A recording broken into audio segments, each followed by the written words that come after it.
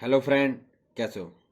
आज हम संपूर्ण मध्यकालीन इतिहास का नेक्स्ट पार्ट और दिल्ली सल्तनत स्टार्ट करते हैं। शुरुआत करते हैं हम दिल्ली सल्तनत। दिल्ली सल्तनत में हमारा पहला वंश आता है गुलाम वंश। गुलाम वंश का शासन गुलाम वंश या स्लेव डायनेस्टी, जिसका शासनकाल 1206 से 1290 एडी तक रहा। अब इसका हम पॉलिटिकल हिस्ट्री देखते हैं, इसकी राजनीतिक इतिहास। तो पहला इसमें गुलाम वंश का पहला शासक कौन है? कुतुबुद्दीन ऐबक, जिसका शासन 1206 से 1210 तक रहा है।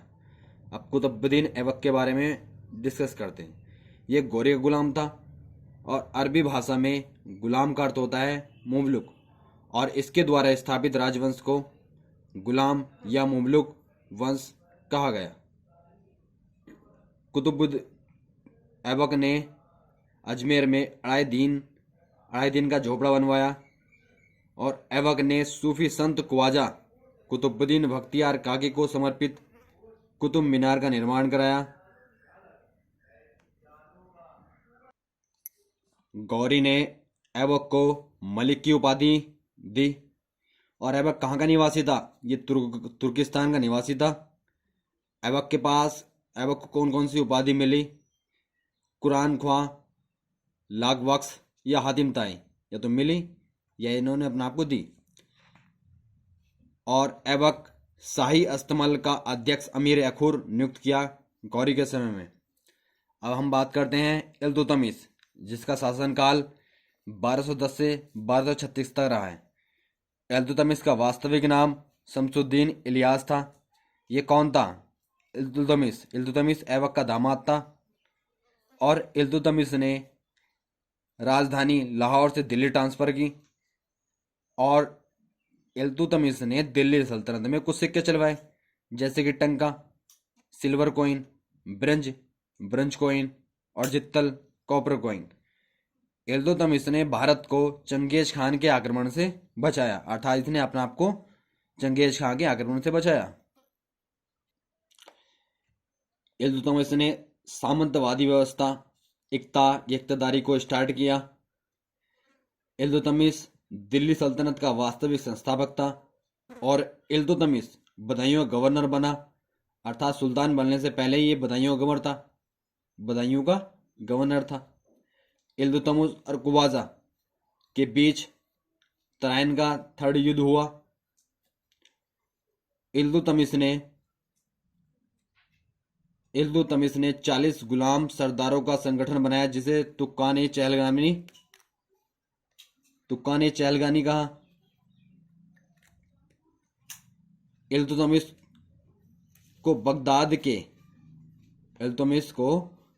के खलीफा से सुल्तान की उपाधि प्राप्त करने वाला पहला शासक बना, अर्थात बगदाद के खलीफा से सुल्तान की उपाधि प्राप्त करने वाला पहला शासक कौन था? इल्तुतमिश, दिल्ली सल्तनत में। इल्तुतमिश ने कुव्वत उल इस्लाम मस्जिद और कुतुब मीनार का निर्माण पूरा कराया। इल्तुतमिश ने ग्वालियर विजय के पश्चात सिक्कों पर कुछ शब्दों को अंकित किया, जैसे शक्तिशाली सुल्तान, साम्राज्य व धर्म का सूर्य, धर्मनिष्ठों के नायक के सहायक। इसने अपनी पुत्री रजिया सुल्तान को अपना उत्तराधिकारी मनोनीत किया। रजिया सुल्तान, जिसका शासनकाल 1236 से 1240, अर्थात इन्होंने 4 साल ही शासन किया दिल्ली सल्तनत पे। रजिया अपने भाई रुकनुद्दीन फिरोज को हटाकर दिल्ली गद्दी पर बैठी, क्योंकि रुकनुद्दीन शासन करने लायक नहीं था, इसलिए इसको हटा दिया इसने और फिर शासन करने लगी दिल्ली सल्तनत पे। इसने चहलगानी के साथ मतभेद पैदा हुए, अर्थात चहलगानी जो 40 सरदारों का एक संगठन था। जब उन्होंने रजा को देखा कि ये बगैर पर्दे के जा रही है, तो इन्हें थोड़ा अच्छा महसूस नहीं हुआ, अर्थात इन्हें लगा कि हमारे होते हैं कोई लड़की सिंहासन कर रही है, तो इसलिए मतभेद इनमें होने लगा। और रजिया ने अल्तुनिया, जो भटिंडा गवर्नर था, उससे इसने शादी की।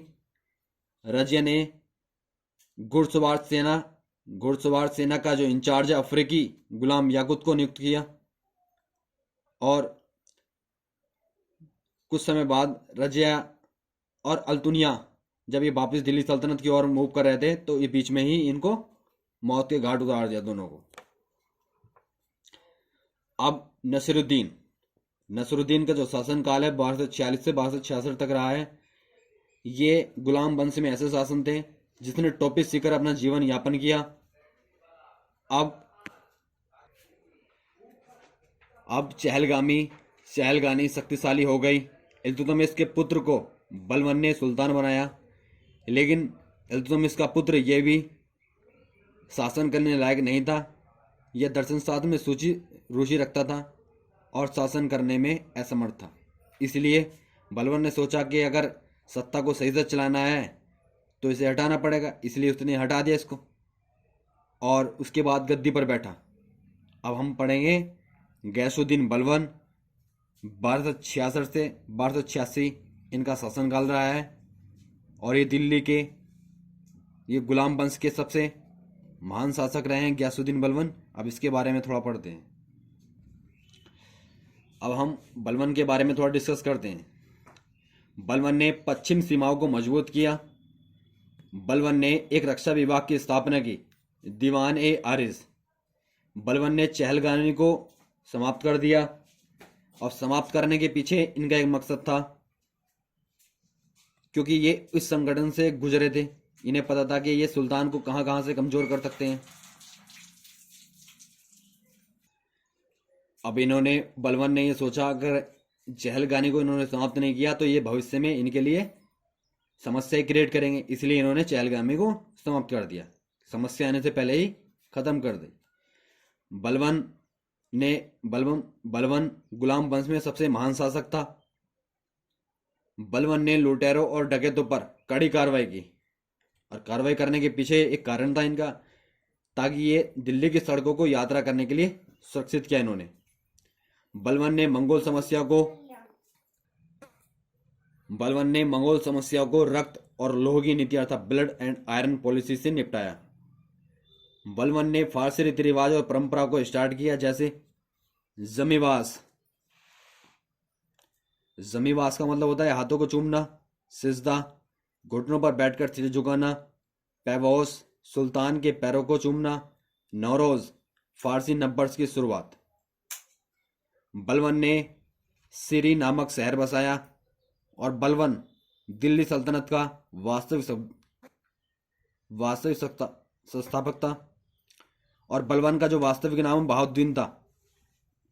बलबन की जो जाति थी इलवरी तुर्क थी।